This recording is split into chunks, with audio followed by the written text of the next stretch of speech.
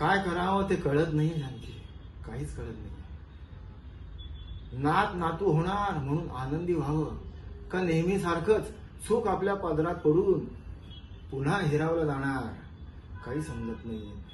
आपल्यापासून हिरावलं जाणार म्हणूनच की काय देवकी व्हायला दिवस गेले.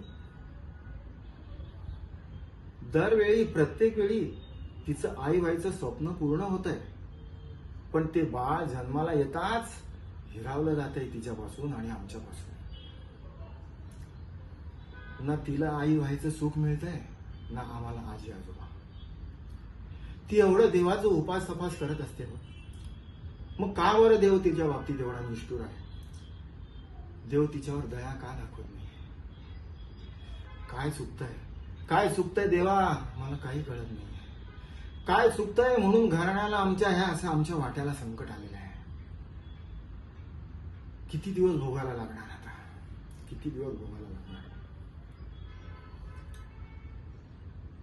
जानकी, तू म्हणते तेच बरोबर आहे.